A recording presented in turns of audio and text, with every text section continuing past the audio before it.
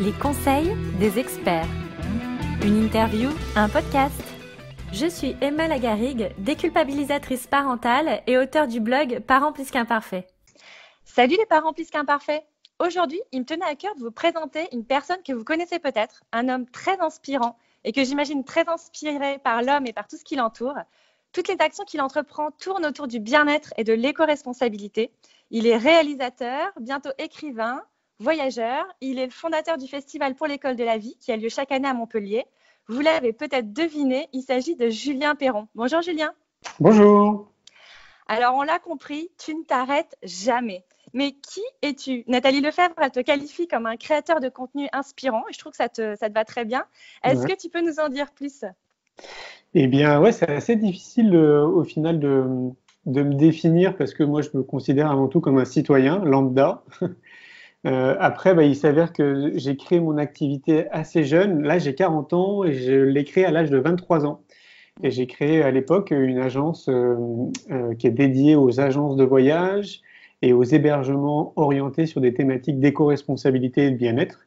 Cette agence s'appelle Néhorizon Travel. Et donc ça a été vraiment le tout début. Et puis depuis 2003, il s'est passé beaucoup de choses. Donc du coup, beaucoup de casquettes se sont ajoutées. Je dirais que je suis chef d'entreprise, réalisateur, conférencier, bientôt écrivain, comme tu le disais, et puis créateur de deux événements qui prennent de l'ampleur, qui est le Festival pour l'école de la vie et le Congrès Innovation en éducation. Oui. Ouais, donc tu fais vraiment beaucoup de choses. Oui. C'est incroyable. Tu as parcouru le monde pendant 4 ans et tu as interviewé près de 1500 personnes afin d'étudier et de mieux comprendre ce qu'est le bonheur ainsi que l'avenir du bonheur. Et grâce aux 300 rushs que tu as réalisés, tu as pu en faire un film qui s'appelle « C'est quoi le bonheur pour vous ?» afin de réveiller les consciences et de semer des graines. J'aimerais alors savoir quels sont les 2 meilleurs conseils ou propos que tu as relevés lors de ton tour du monde et que tu souhaiterais partager à tous les parents plus qu'imparfaits à propos du bonheur. 2 clés que tu aimerais leur dire pour les aider à se sentir plus heureux en tant que parents et dans leur vie en général.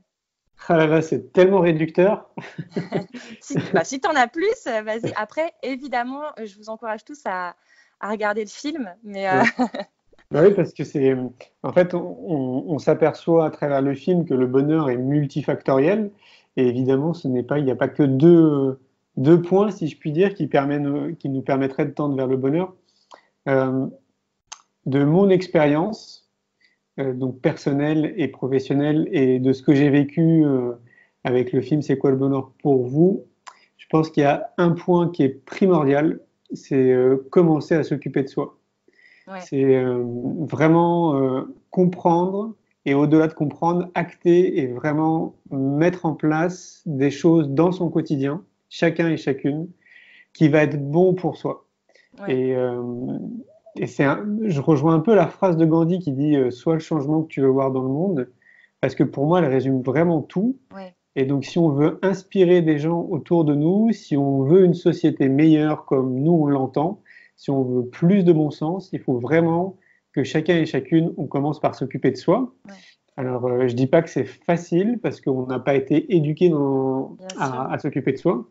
Donc, il y a tout un déconditionnement, mais comprendre que déjà tout part de soi, c'est déjà un pas de géant, j'ai envie de dire. C'est vrai que moi, je dis souvent dans mon blog que la bienveillance commence par soi. Et c'est vrai que c'est très dur, comme tu dis, on n'a pas été éduqué comme ça.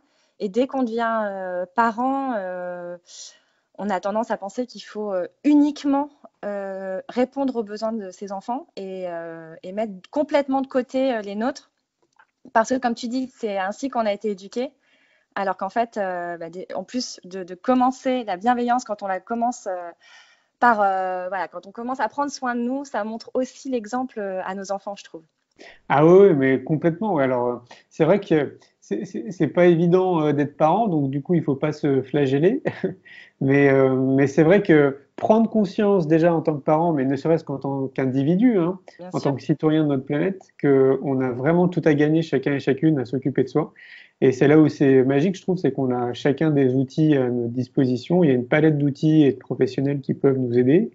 Il suffit de faire un premier pas, donc ça commence par pas grand-chose. Moi, je trouve qu'il y a des basiques, en fait, pour s'occuper de soi, c'est déjà de faire attention à son sommeil. de comprendre que le sommeil, il est vraiment très très important pour nous tous. Donc on a tous des durées de sommeil qui sont à géométrie variable, hein. Moi, je sais que j'ai besoin de 7 à 8 heures de sommeil pour être opérationnel. Donc, ce que je fais généralement, c'est que je me couche en fonction et je mets pas de réveil, par exemple. Parce qu'il y a des études aussi qui ont démontré que le réveil, peu importe ce que c'est, même si c'est ces nouveaux réveils, là, où on se réveille avec l'aube ou avec une lumière très douce, le fait, en fait, de se réveiller par l'intermédiaire de quelque chose, et donc ça nous sort de notre sommeil, bah, ça stresse notre corps. Ouais, c'est sûr. Il y a un paquet d'études qui ont démontré ça. Donc, le sommeil, je vais essayer de faire vite. Pratiquer une activité sportive, peu importe ce que c'est. Ça peut être de la marche, du roller, du skate, du vélo, de la natation, peu importe. Mais avoir une activité sportive assez régulière, j'ai envie de dire. Ouais. Je ne vais pas dire 2-3 fois par semaine, peu importe, mais que dans la semaine, il y ait une activité assez régulière. S'entourer de gens positifs. Autrement dit, s'entourer de personnes qui vont nous élever et pas des personnes qui vont puiser dans nos énergies. Vous savez, on a tous des personnes qui nous appellent pour nous raconter leurs problèmes. Et en fait, on s'aperçoit que finalement, ces personnes-là nous appellent essentiellement pour ça. C'est un exemple hein, parmi plein d'autres exemples. Mais être attentif à notre entourage et donc les personnes qui nous entourent, de ce point de vue-là, voir qui nous élève et qui finalement nous prend de l'énergie, c'est aussi très, très, très important. Ça peut être des fois notre famille, hein, ça peut être nos proches.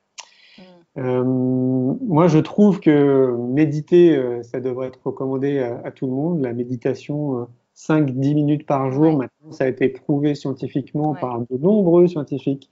Ça apporte énormément de bienfaits pour notre corps. Et ce qui est super, c'est qu'il y a de plus en plus d'écoles qui proposent aussi des ateliers de méditation. Donc ça avance très doucement, mais c'est plutôt positif aussi. Tout à fait. Ben, on pourrait même faire une petite parenthèse parce que, mine de rien, le RIE, donc c'est R-Y-E, qui propose justement des formations de yoga et de méditation au sein des écoles, a été validé il y a de nombreuses années par l'Éducation nationale. Au même titre que la Fondation Sèvres qui a été validée par l'Éducation nationale pour proposer des ateliers de philo et de méditation. Et donc, mine de rien, ça fait un petit moment que ça existe pour le RIE. Et donc, pour ceux qui ne sont pas au courant, sachez qu'on peut se former et proposer des cours de yoga et de méditation validés par l'Éducation nationale au sein des écoles. Et je trouve que l'information ne circule pas assez autour de ça. Enfin, il se passe beaucoup de choses, et je vais fermer la parenthèse, au sein de l'Éducation nationale, mais si on ne s'y intéresse pas et comme on en parle très peu, qu'il n'y a pas vraiment de médias qui relatent ce qui se passe au sein de l'Éducation nationale, on n'est pas au courant, mais il y a beaucoup de choses positives. Donc il y a ça. Un autre point qui me vient à l'esprit, c'est l'alimentation. C'est un vrai challenge dans notre société d'aujourd'hui de bien manger et ça contribue énormément à notre bien-être, donc inévitablement à tendre vers du bonheur. Et donc pareil, il y a des études qui ont démontré que pour quelqu'un d'extrêmement motivé, qui souhaite changer son alimentation, il faut à peu près 5 ans. 5 ans, donc pour déterminer qu'est-ce qui est bon pour soi, en fait être très attentif et écouter notre corps au final, ce qu'on fait très peu. Donc ça me paraît un point aussi très important. Et je trouve ça intéressant que tu parles de 5 ans parce que c'est aussi important aussi que les parents qui nous écoutent comprennent que voilà, c'est pas grave si vous faites pas tout du jour au lendemain. Les choses, elles viennent pas à pas, petit à petit, on découvre, on apprend, on essaye, des fois on échoue, et voilà, il faut du temps aussi pour s'habituer, pour s'y faire et pour trouver son équilibre, quoi. Mais complètement, c'est un chemin de toute une vie, hein. Moi, j'ai eu la chance de commencer très tôt. Je pense que j'ai dû commencer vers l'âge de 10-12 ans à prendre du recul et à m'intéresser à beaucoup de choses dans ce qu'on appelle maintenant le développement personnel. Et je peux vous dire que c'est un challenge de tous les jours, hein. Ne serait-ce que, j'en parlais il n'y a pas longtemps ici au bureau, la cohérence. Être cohérent.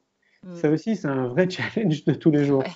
Et donc, on a beau s'occuper de soi, on a beau être très attentif à beaucoup de choses, avoir un regard assez différent, on va dire, de la masse, et donc avoir un recul nécessaire pour voir comment les choses s'articulent, prendre soin de son corps, de sa tête, être dans une dimension pour synthétiser de développement personnel, au sens très très large du terme.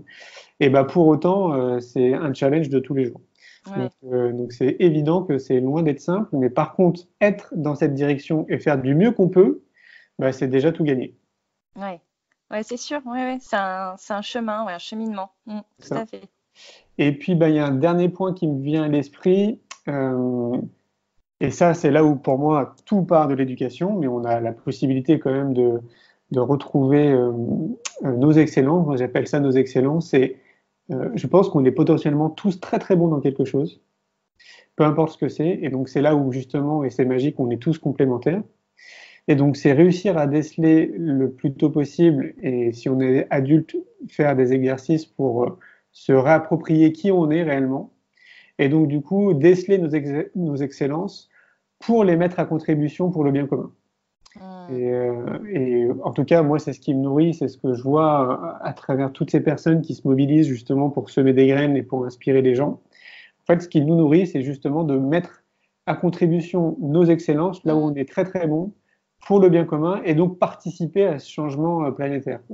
Oui, c'est hyper valorisant. Enfin, ça fait, je pense que ça fait beaucoup de bien de voir qu'on peut aider à notre façon, même si ce sont des petites choses. C'est très valorisant, quoi. Complètement.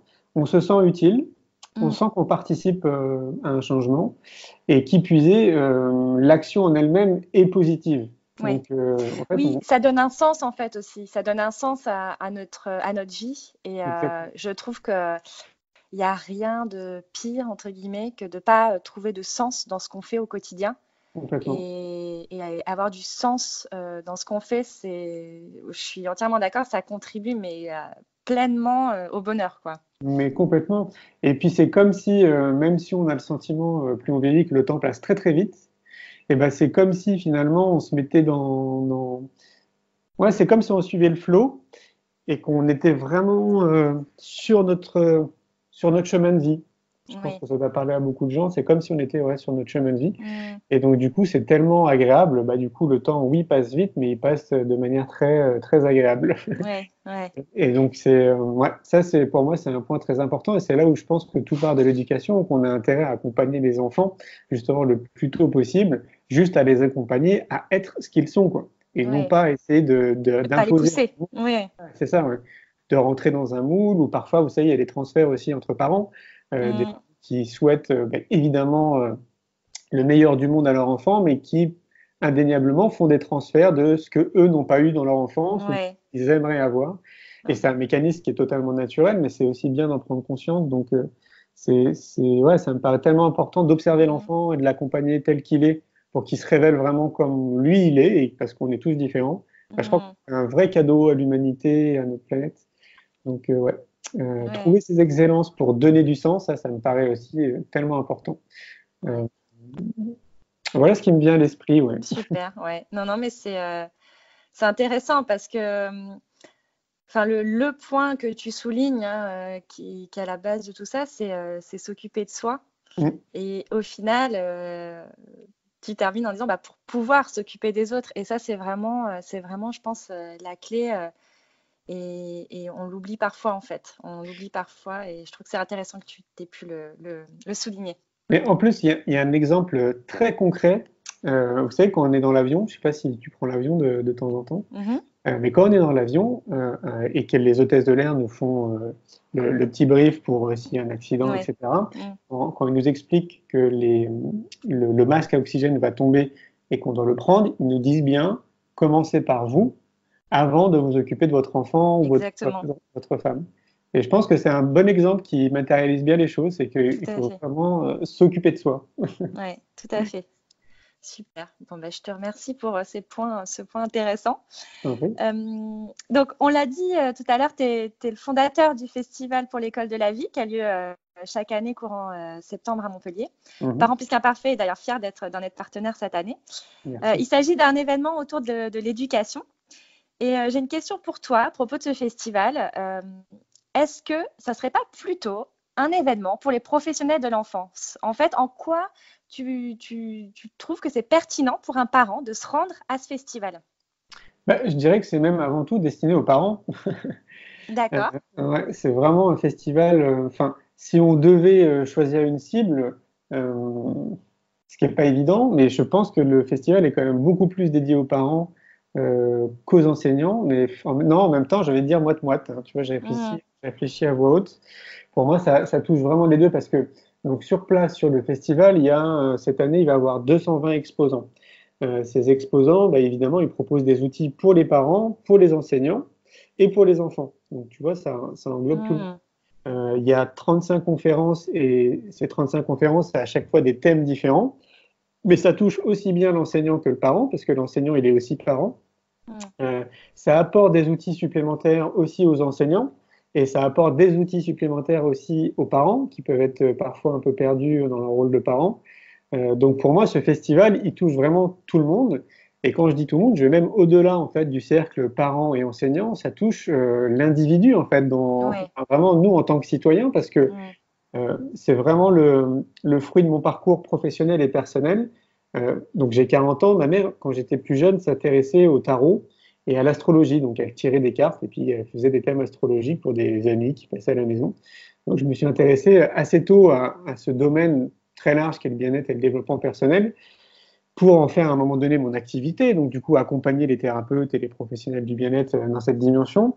Et puis à un moment donné, j'ai eu un flash en faisant du vélo, l'idée d'une école dans laquelle je me sentais bien. En fait, quand j'étais plus petit, moi j'étais dyslexique et dysorthographique. Ouais. Et donc secrètement dans ma tête, j'imaginais un lieu en fait dans lequel je me sente bien. Et ce flash-là en fait revient. Et donc je rentre au bureau, j'écris un article sur ma conception d'une création d'école, je le publie. 6 mois ou 3-4 mois après, je crois que je reçois plus de 600 emails de personnes qui veulent m'aider à créer cette école. Et donc là, je m'aperçois que je suis pas seul dans ma vision en fait de l'école et on va dire d'une école idéale. Et je vois aussi que du coup ça intéresse beaucoup de gens. Je me sens en difficulté pour répondre à tout le monde parce que ça faisait beaucoup de mails qui arrivaient d'un coup. Oui. Et donc du coup, je décide d'organiser un pique-nique où je demande à tout le monde de venir avec de quoi manger, etc. pour qu'on avance sur ce projet d'ouverture d'école. Puis en fait, au final, ce pique-nique se transforme plus ou moins en festival parce que des gens nous appellent pour donner des conférences, pour éventuellement avoir un stand sur place pour proposer leurs produits. Puis nous, on n'avait pas vraiment réfléchi à ça, donc on dit bah, avec grand plaisir. Quoi. Donc on passe une très belle journée et puis il s'est passé tellement de choses, tellement d'échanges en fait dans cette journée qu'on s'est dit mais c'est trop dommage de rester. Ça a dû te booster, quoi. Complètement, complètement. Et donc de là, on s'est dit, il faut qu'on trouve un lieu qui soit accessible parce qu'on était dans le plateau du Larzac, donc on était à 800 mètres d'altitude, il fallait prendre un chemin qui était un peu scabreux, c'était un peu compliqué d'accès. Et donc on se dit, voilà, il faut qu'on trouve quelque chose sur Montpellier qui soit accessible à plein de personnes. Et puis, Inch'Allah, on verra bien ce que ça donne.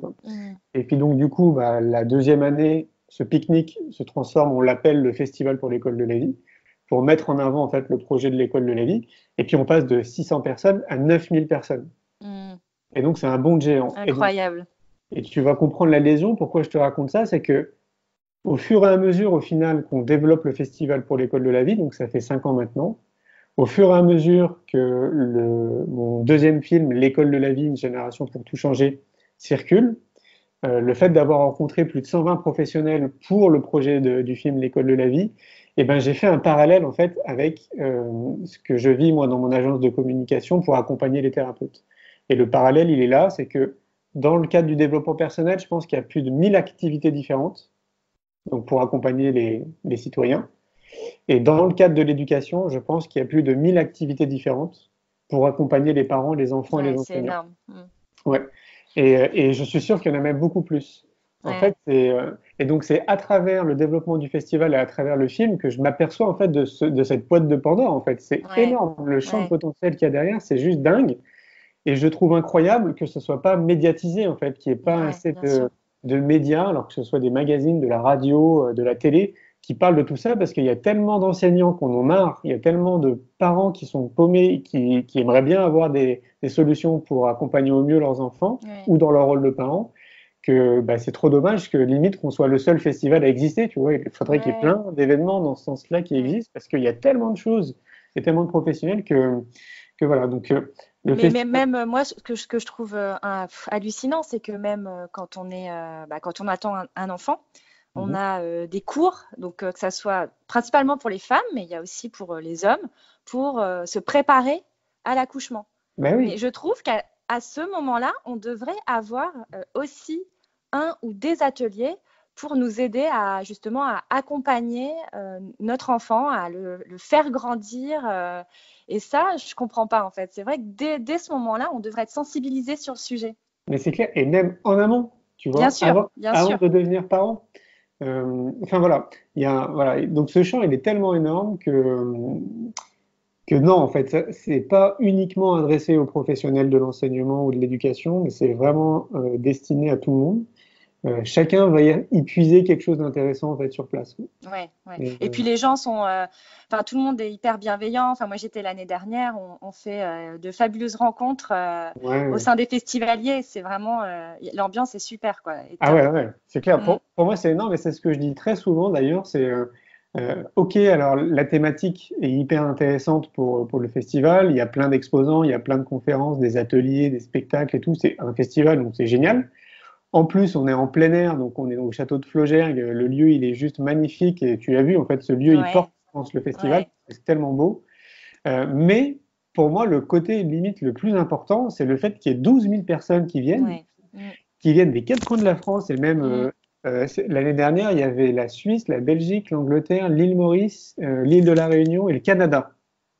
Ah oui. T'imagines? Donc ça commence même à toucher des pays à l'étranger. Et donc le fait que pendant 3 jours, une fois dans l'année, il y ait 12 000 personnes comme ça qui soient là, je trouve ça génial justement pour rencontrer les gens, pour créer de la synergie, pour imaginer des projets en commun.